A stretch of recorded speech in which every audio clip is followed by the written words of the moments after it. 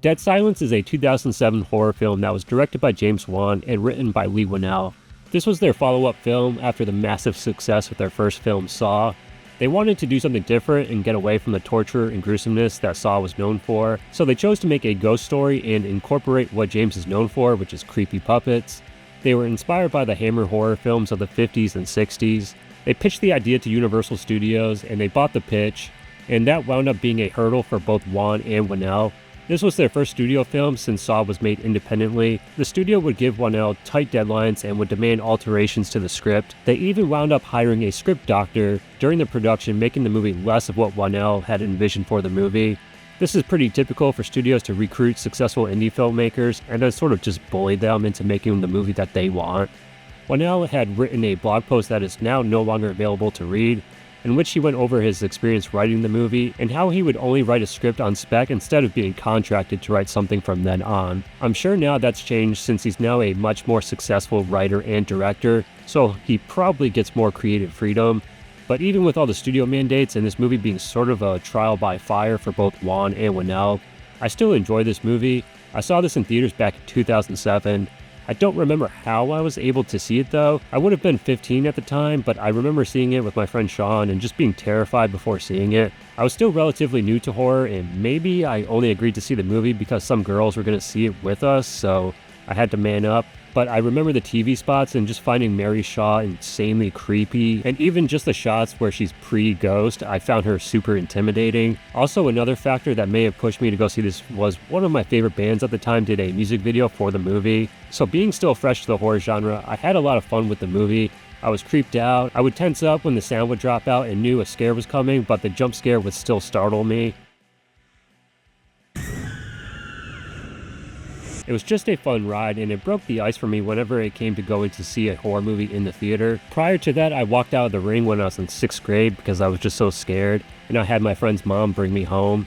The first horror movie I actually sat through successfully was The Grudge 2 a few months prior. I only made it through that because the girl I was crushing on wanted to see it, but it was kind of all for nothing because she wound up breaking up with me a few weeks later. Anyway, getting back to Dead Silence, I still enjoy this movie. It's definitely not James or Leigh's best work. I like the lore of Mary Shaw, and if this movie was a bit better, I think she could have been a horror icon. They gave her a haunting nursery rhyme akin to Freddy Krueger's. Her gimmick is that if you scream in her presence, then you die.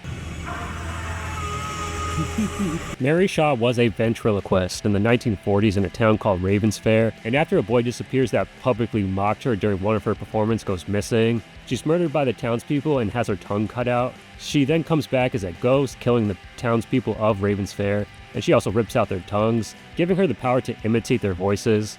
Judith Roberts brought this character to life, or I guess back to life. I love the scene where we see Mary Shaw's ventriloquism performance. She just has this menacing aura and a very, very unsettling stare. And I just remember them using that shot in all the marketing for the movie. Her puppet Billy is also pretty creepy. My mom collects antiques, and we had something that looked like Billy, and seeing something like that smiling at me in the dark was enough to make me want to piss myself. Billy is also the name of the puppet in Saw, and he has a cameo in this movie. Ryan Quanten is the main lead of the movie, playing Jamie Ashen, and he was pretty popular at the time thanks to his role on True Blood. He gives a solid performance as he tries to solve the murder of his wife and this unraveling mystery behind the legend of Mary Shaw. And the detective that's hot on his heels is played by Donnie Wahlberg. He's skeptical of Jamie, and he helps ground the film in some sort of reality. Bob Gunton, who you might remember as the warden from Shawshank Redemption, plays Jamie's father, who's been very neglectful his entire life, and he now has a new trophy wife. His performance is subtle, but is made all the better once the twist is revealed. So, spoilers for the ending. When it's revealed that Edward Ashen is dead and his body has been hollowed out and is a ventriloquist dummy that's been manipulated the whole time by Edward's new wife Ella, played by Amber Valletta, she is under the possession of Mary Shaw, and in the alternate ending it's revealed that she had a miscarriage due to Edward knocking her down a flight of stairs.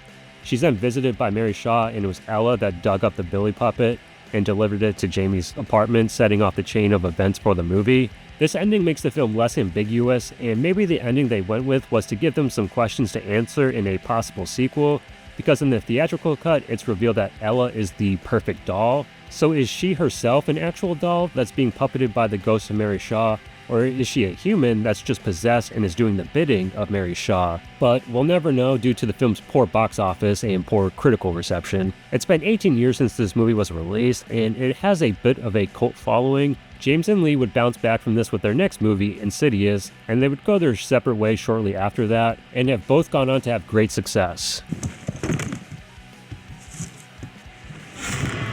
Scream Factory put out this 4K collector's edition back in 2023.